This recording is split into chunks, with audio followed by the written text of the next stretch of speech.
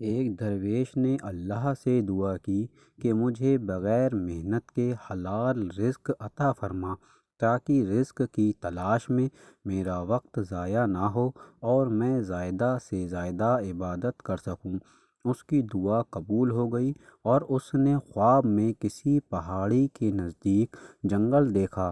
پھر جنگل میں جا کر بہت سے پھل توڑ دیے۔ اللہ تعالیٰ نے اپنی قدرت سے ان پھلوں کو خوب میٹھا کر دیا۔ جب درویش نے پھل کھائے تو اس کی 14 طبق روشن ہو گئے۔ درویش اس واقعے کو خود بیان کرتے ہوئے کہتے ہیں کہ وہ پھل کھانے سے میرے کلام میں شیرینی اور مٹھاس پیدا ہو گئی کہ میری گفتگو سن کر لوگ حیران ہو جایا کرتے۔ اس کے بعد میں نے دعا کی کہ اے پروردگار، مجھے وہ انعام فرما جو سب سے پوشیدہ ہو۔ اللہ نے میری اس دعا کو بھی قبول کیا اور میری قوت گوئی جاتی رہی۔ میرے دل کو اطمینان حاصل ہو گیا، کیونکہ پہلے میری گفتگو کو سننے کے لیے ہر وقت لوگوں کا آنا جانا رہتا تھا، اب کوئی پاس نہ آتا تھا اور عبادت میں مجھے لطف آنے لگا۔ اب میں روزی کمانے اور محنت و مشقت کی فکر سے آزاد تھا۔ میرے پاس کمانے کے دنوں کا 1 درہم بچا ہوا تھا، جسے میں نے اپنی آستین میں سی رکھا تھا۔ ایک مرتبہ میں نے جنگل میں ایک تھکے ہارے لکڑہارے کو دیکھا تو میرے دل میں خیال آیا کہ کیوں نہ یہ درہم اس کو دے دوں۔ مجھے تو اللہ پاک رزق دے ہی رہا ہے، لیکن اگر میں اس لکڑہارے کو یہ درہم دے دوں گا تو وہ 2-3 دن کے لیے اپنی خوراک کے غم سے آزاد ہو جائے گا۔ وہ لکڑہارا روشن ضمیر تھا اور اللہ تعالیٰ کا اس پر خاص کرم تھا۔ اس نے کشف سے میرے دل کی ہر بات جان لی اور غصے میں میرے قریب آ کر بڑبڑایا۔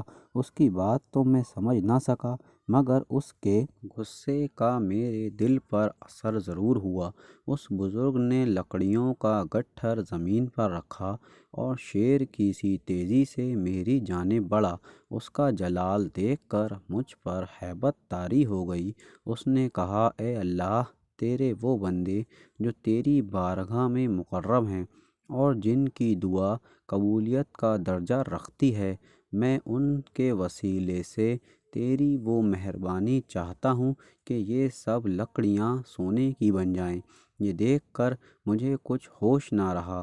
جب حواس بحال ہوئے تو وہ درویش اللہ پاک سے دعا مانگ رہا تھا کہ اے اللہ، مقبول بندے شہرت سے بھاگتے ہیں اور میں ڈرتا ہوں کہ کہیں میری کرامات میری شہرت کا باعث نہ بن جائے، اس لیے اے میرے رب، ان لکڑیوں کو اپنی اصل حالت پر کر دے کہ یہ میری وجہ شہرت نہ بنے۔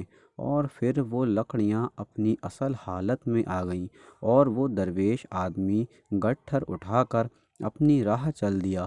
میں نے چاہا کہ میں اس آدمی کے پیچھے جاؤں اور اس سے کچھ پوچھوں، اچھی اچھی باتیں سنوں، مگر اس کی ہیبت کے اثر سے اپنے قدم اٹھا نہ سکا اور آئندہ اس واقعے سے عبرت حاصل کرتے ہوئے محنت کے ساتھ حلال رزق کے لیے جستجو کرنے لگا اور اللہ تعالیٰ کی عبادت سے غفلت نہ برتی۔